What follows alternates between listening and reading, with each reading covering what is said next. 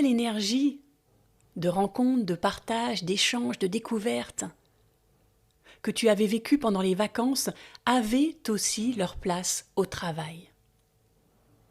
Est-ce que ta rentrée ne serait pas plus facile si tu disais oui au travail? Est-ce que ça ne libérerait pas tout un pan d'énergie, une énergie dont tu as besoin pour être plus efficace? Imagine un instant que tu ne râles plus intérieurement, je veux dire, que tu ne te dis plus, en allant travailler le lundi, je vais comme un lundi. Ou si tu ne répondais plus aux gens qui te souhaitent une bonne journée, bon courage. Le bon courage. À chaque fois qu'on me dit ce mot, j'en ai les poils des bras qui se hérissent. Pourquoi bon courage? On ne va pas à la mine. Je ne vais pas à la mine. Je vais juste m'asseoir sur une chaise devant un écran. Il y a pire comme travail, non? Est-ce que si tu changeais ta perception, si tu arrêtais d'avoir des pensées automatiques négatives concernant le boulot, ça ne libérerait pas plein d'espace en toi pour mieux travailler? Alors, si ça te dit de tester ça, j'ai préparé des conseils, évidemment. Le premier, c'est de faire le point sur toi. Parce que, tu le sais maintenant, tout changement extérieur commence forcément par l'intérieur. Alors si tu veux changer ta relation avec ton travail, il va falloir te changer à l'intérieur. Quel est ton moteur intérieur? À quoi ça sert d'aller travailler? À quoi ça sert en dehors de l'argent? Qu'est-ce qui te motive? Pourquoi ce travail-là? Trouve le sens de ton travail. Une fois que tu vas avoir ce sens, tu ne vas plus travailler avec cette connotation négative que porte le mot, mais tu vas pouvoir enfin œuvrer, te mettre au service de ton sens. Alors, qu'est-ce qui te nourrit dans ton travail? Prends un papier, mets sur pause et note-le, travaille là-dessus. Ensuite, quand tu as le sens, il va falloir que tu identifies tes forces. Et ne me dis pas que tu n'as pas de force, que tu n'as aucune qualité, ça n'est pas possible. Peut-être que tu ne les connais pas, peut-être que tu n'y crois pas, parce qu'on t'a fait croire que tu n'en avais pas, mais tu en as. Tu as des talents cachés. Alors va explorer, va à la recherche de ces talents. Est-ce que ton talent c'est l'humour, la créativité, le relationnel?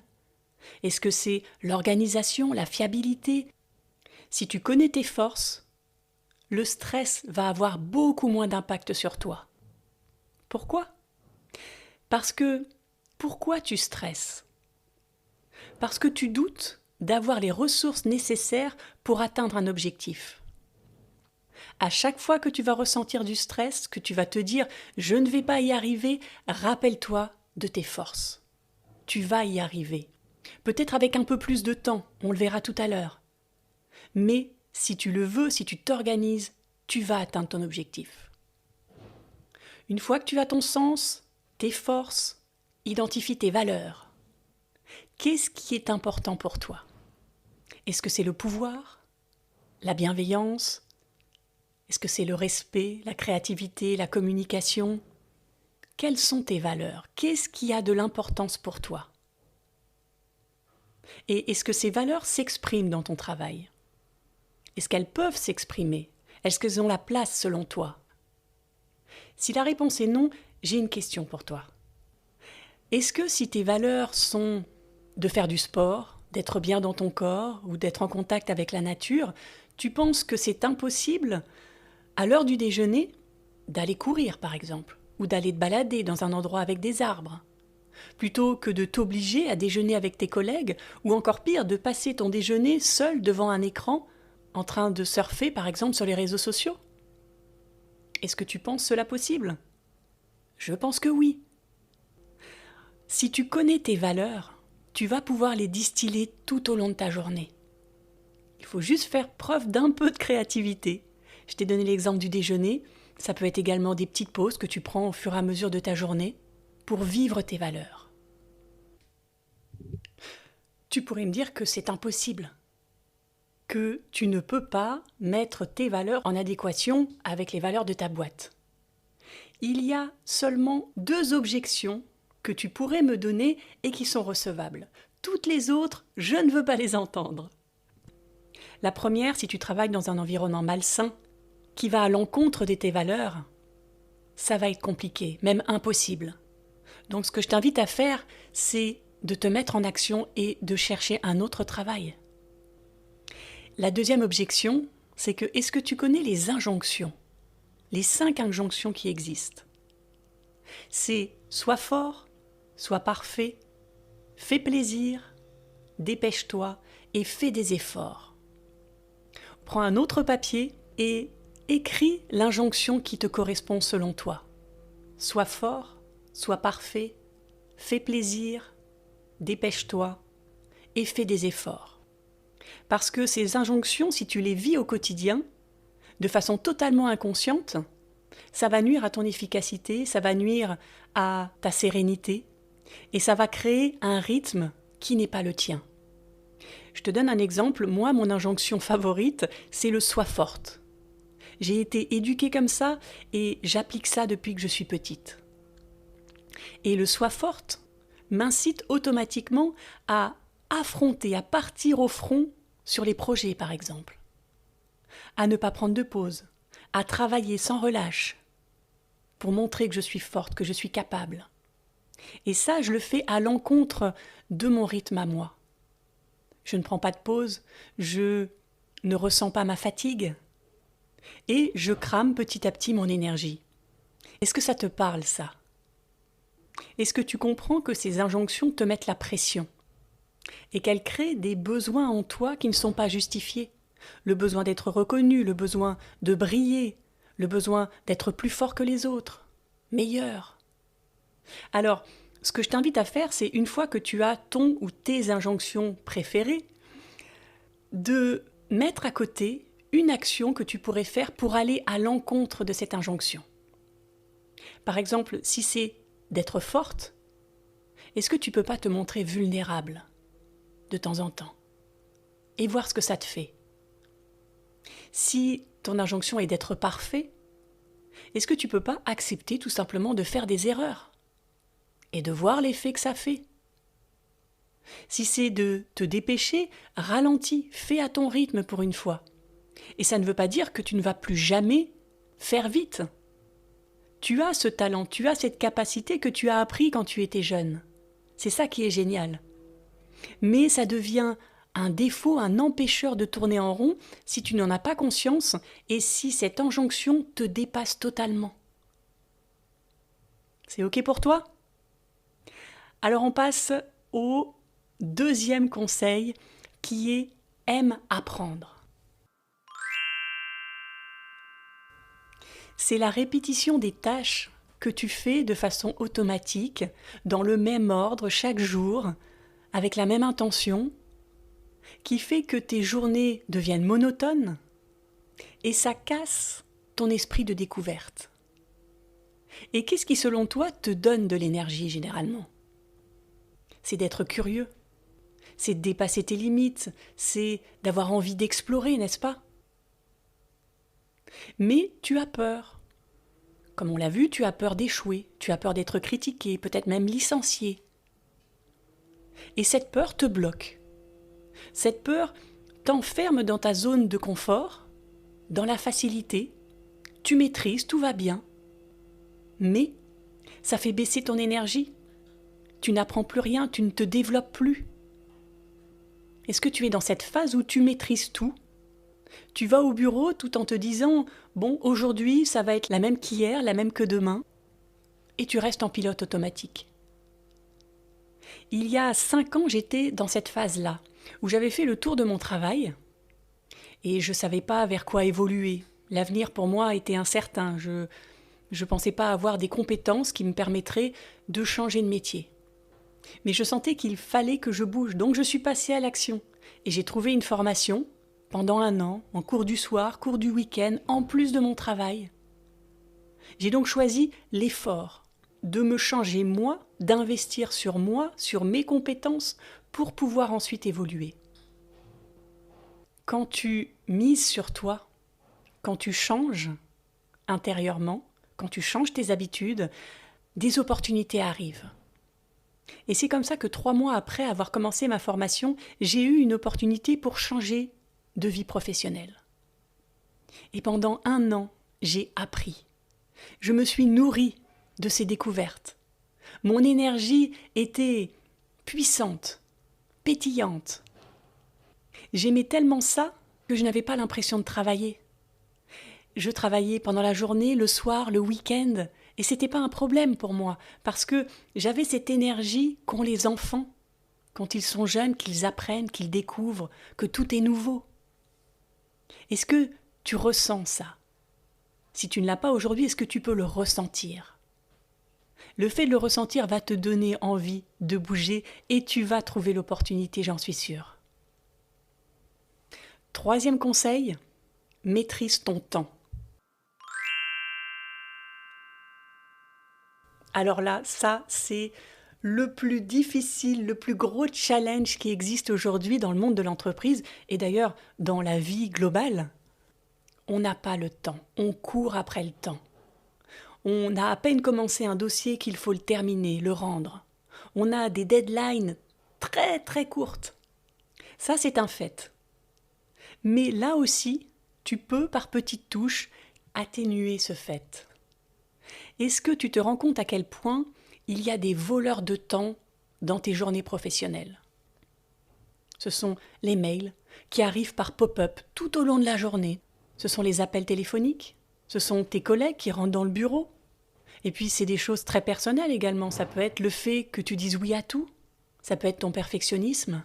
Tout ça, ça gaspille ton temps. Est-ce que tu te rends compte à quel point ça impacte tes journées?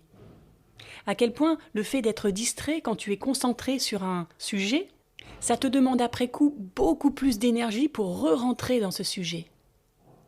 Alors qu'est-ce que tu peux faire? Prends des actions simples. Regarde tes mails le matin quand tu arrives, l'après-midi, avant ou après le déjeuner, et puis le soir peut-être. Tu peux également décliner certaines réunions.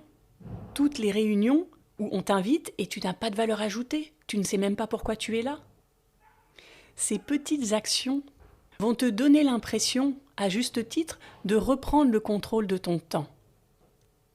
Tout ça va faire que tu vas être focusé beaucoup plus dans le moment présent, à être beaucoup plus efficace. Et puis ensuite, évidemment, maîtriser ton temps, c'est faire des pauses. De mettre un peu de douceur dans ta journée. De mettre des moments où tu peux vivre tes valeurs, comme on l'a vu tout à l'heure. Offre-toi du temps et marque même des créneaux pour toi dans ton agenda. Ça paraît complètement farfelu, mais de ne rien faire est un objectif. De ne rien faire à sa place dans ton agenda. Ça va te permettre de rebooster ton énergie en faisant ce qui est important pour toi et en te nourrissant au jour le jour. L'essentiel n'est pas de faire le plus vite possible une action pour ensuite en récupérer une autre et cramer ton énergie au bout de quelques semaines. Non, l'essentiel est de faire à ton rythme, un rythme juste.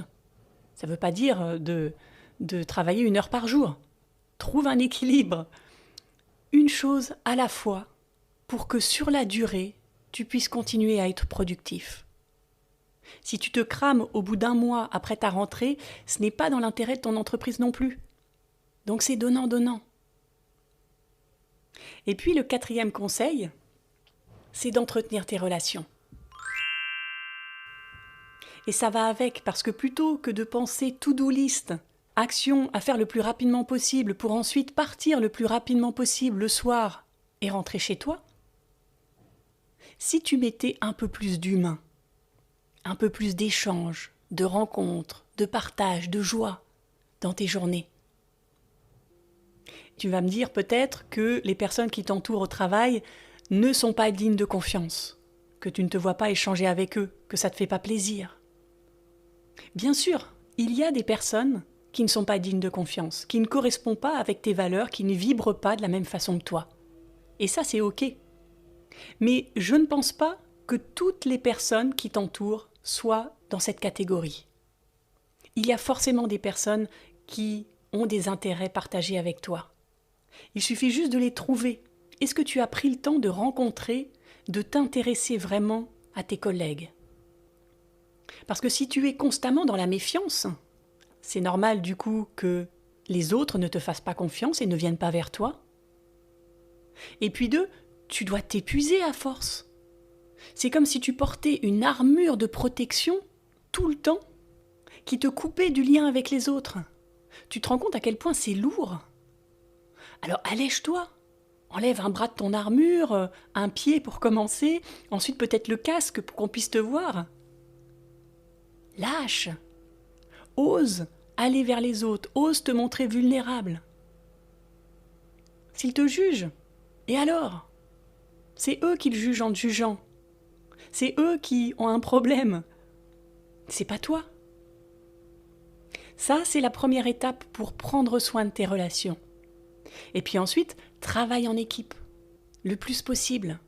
C'est ça qui va donner de l'intérêt à ton travail. De passer de la compétition où tu dois être le plus fort, le meilleur, le plus rapide, rappelle-toi des injonctions, à la coopération, où on s'entraide, où on apprend les uns des autres. Plus tu vas capitaliser sur l'humain, et plus tu vas te développer, plus tu vas apprendre des choses professionnellement, mais aussi personnellement. Et c'est ça qui est génial dans le travail. Si on t'a embauché, c'est pour deux raisons. Un, pour tes talents, tes compétences, ton expérience. C'est ce qui va te permettre d'avancer sur tes objectifs. Et deux, on l'oublie souvent, on t'a embauché également pour la personne que tu es, pour l'énergie que tu dégages. Rappelle-toi tes débuts, rappelle-toi ton entretien. Est-ce que tu es toujours dans cet même état d'esprit? Ou est-ce que tu as renié tes qualités au fur et à mesure? La magie du travail, c'est que ça te fait évoluer. Parce que ça te confronte à des personnes que tu n'aurais jamais rencontrées, qui ont des intérêts, des cultures, des valeurs différentes. Ça t'ouvre l'esprit, ça t'ouvre les possibilités et ça te fait réfléchir également sur toi. Parce que tu te dis, ok, j'ai ces valeurs-là, est-ce que ces valeurs sont toujours d'actualité pour moi? Est-ce que la valeur de la personne qui est là en face de moi et qui me titille un peu, c'est pas une valeur que j'aimerais développer? Si tu prends ton travail comme une opportunité d'évoluer personnellement, alors ça change toutes tes journées. Ça change le sens que tu donnes à ton travail. Est-ce que ça te dit de faire équipe avec toi, de poser tes règles à toi dans un cadre professionnel que tu dois respecter, évidemment, pour évoluer? Si ça te dit, si tu es motivé pour ça, si tu te sens capable de transformer la perception que tu as du travail, alors tu vas aller à ton rythme, tout en avançant vers ton objectif. Tu vas cesser de lutter constamment. Tu vas te faire confiance. Tu vas créer ton espace de sécurité tout en allant vers les autres. Tu vas voir les opportunités arriver. Tu vas sentir ton énergie se démultiplier et tu vas t'ouvrir à l'amour. Oui, à l'amour du travail. Tu vas œuvrer pour toi et pour les autres. Quand tu vas penser au sens de ton travail, rappelle-toi que ta mission, à toi, aide la mission de l'entreprise. Que tes petites tâches quotidiennes permettent de faire vivre l'ensemble des salariés de ton entreprise. Quoi que tu fasses, ça aide les autres. Ça leur permet de toucher un salaire, de faire vivre leur famille, de manger à leur faim, d'avoir un toit. Est-ce que rien que ce sens-là n'est pas assez fort pour trouver la motivation pour te lever le matin? Si tu sens que ça vibre pour toi, alors je te rappelle les étapes. Première étape, fais le point sur toi. Maîtrise ton temps, aime apprendre et entretiens tes relations. Tout ça va changer ta perception du travail. Voilà, j'espère que ce premier épisode de la rentrée t'a apporté de la valeur et t'a donné envie d'aimer un peu plus, rien qu'un peu plus suffit, ton travail. Si tu penses que cet épisode peut aider d'autres personnes à cheminer vers plus de sérénité au travail, tu sais quoi faire? Parle-en autour de toi. On explore ensemble. Je te donne rendez-vous lundi pour un prochain épisode et en attendant, je te souhaite une très belle semaine à mettre de la douceur dans ton travail. À lundi!